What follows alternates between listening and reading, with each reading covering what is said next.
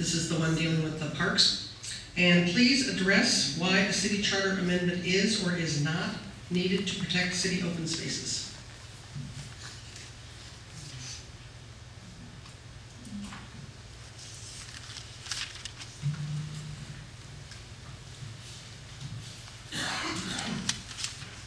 Quite frankly, I support Measure D. Parks belong to the public, and to put it into the hands of the city. The city's not public. The city is the government that governs the public. We should protect public spaces and the parks and open spaces. I'm yes for Measure D. I already decided to vote yes on it, so I really can't proselytize for it or against it. I just know that I'm going to vote yes on it after reading it. Thank you. Joanne?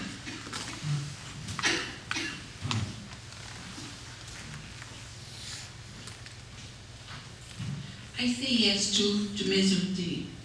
Why I say yes? Because I was working with kids, and I work with kids all the time at the park. I think I know every park in Alameda. Someone asked me, who's your top donor? I say, nobody. Nobody helped me. I do my campaign by myself. My support is my husband, and I babysit. And the money I get for my babysitting in the park and sometimes in swim pool, public pool, and I get my money and I invest in my campaign, my babysitting job. And that's why I say yes for Missouri, because we need the park for our kids here in Alameda, for our grandkids, and it's the open space when you play and you can have some fun, kids, and weekends also, and we can walk and Washington Park on Sunday. It's crowd of people, parents, kids. Yes, what Missouri did. Thank you. I just want to remind you it's a two-part question. The second part is address why a city charter amendment is or is not a good idea.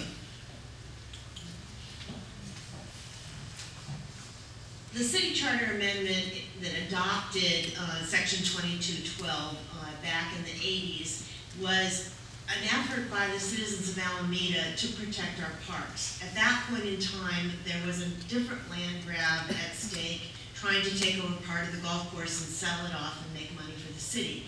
And the citizens came together, and I think it's 83% or 84%, no, 83, I know that from Little Ridge. 83% of the citizens of Alameda voted that charter amendment into place.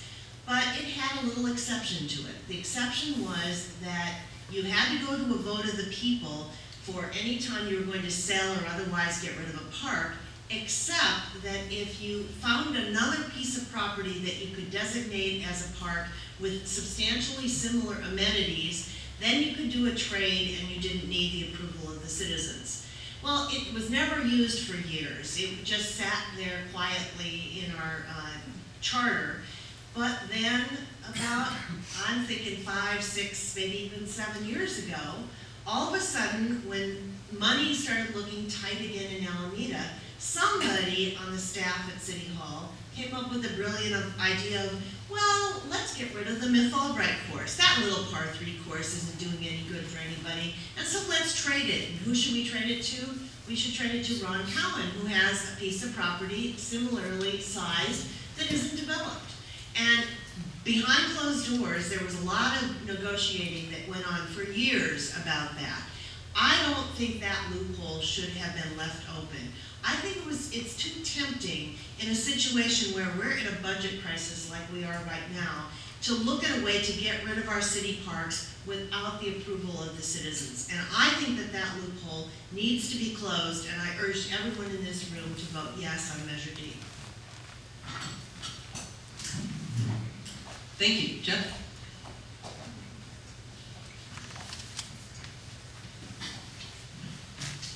So yes, I support Measure D, and I have 10,000 plus reasons why. Those are the number of signatures that were gathered in order to get that on the ballot before the council decided that they were going to do it. So I characterize that as pure democracy in action. So as a council member, I better respect the 74,000 people that I'm going to represent. And I would like to make sure that there's 74,000, not 42,000 registered voters, not 20,000 likely voters that are going to go to the polls and maybe vote for me, but all 74,000. And if I don't get a chance at the end, it's always getting back to access. How do we access? So hopefully I'll get a question or I'll have a chance to wrap up. Oh, good. Okay, we'll cover access at closing then. Why? That was the question. Why would I implement it? I think that the intent of the original provision was to make sure that there was a mechanism in place where voters would be able to weigh in on whether there was going to be a swap, a sale, or whatever it is. And so I think this just closes that loophole. But the one thing that nobody said, and I think at least should have been said so that everybody understood it, is that if you want to do one of these changes, and it's the only thing you're going to do, it now has to go on a ballot, and we now have to pay $60,000, $80,000 in order to do that. I don't think that outweighs the decision, but I think it's important just to know there's a cost to do that. Thank you. So yes, I support Measure D, and I think it's appropriate in order to close the loophole that Jane described better than I could.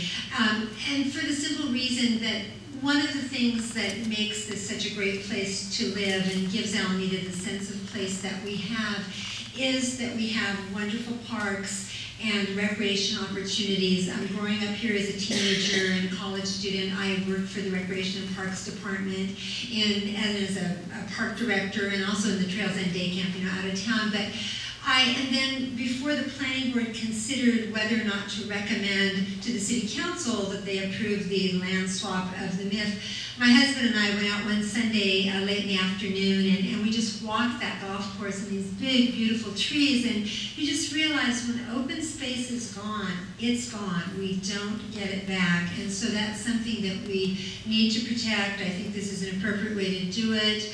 We'll be looking at Alameda Point sometime down the road, and we've got some other great opportunities for recreation and open space uses that we want to make sure that they're protected, not just for now, but for future generations. Thanks.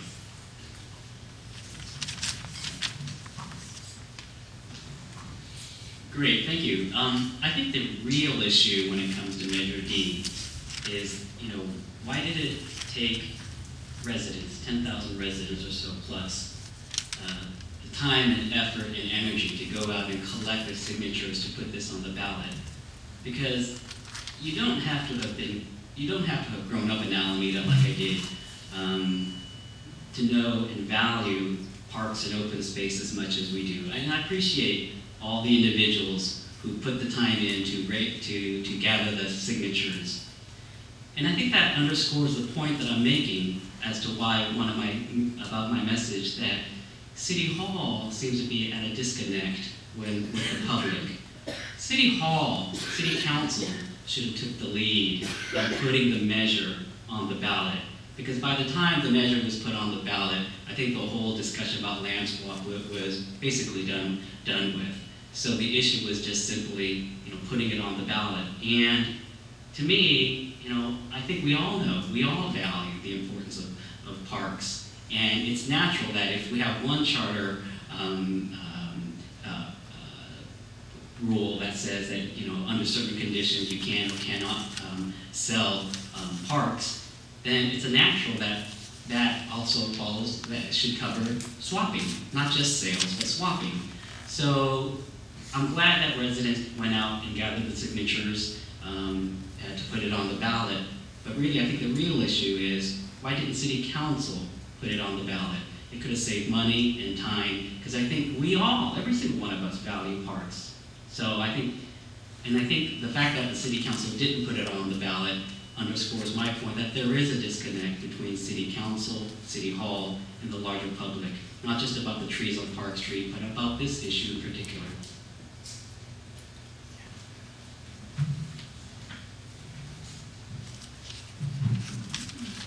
One of our biggest assets here in Alameda is our land, our open space. We have the Beltline, we have Alameda Point, we have over 20 parks. We have the golf course. It belongs to the citizen. I support Measure D. Alameda Sons has my ad that says, I support Measure D, and I believe goes to the citizen if we are gonna trade or sell one of our parks. I like to call that the trade clause loophole. If 10,000 residents sign a petition that they want to close out that loophole, I support it. As city officials, as elected officials, we listen to the public and listen to what they want. We're here to serve you. Thank you. Thank you. We're going to take a short break while our videographer changes tapes. So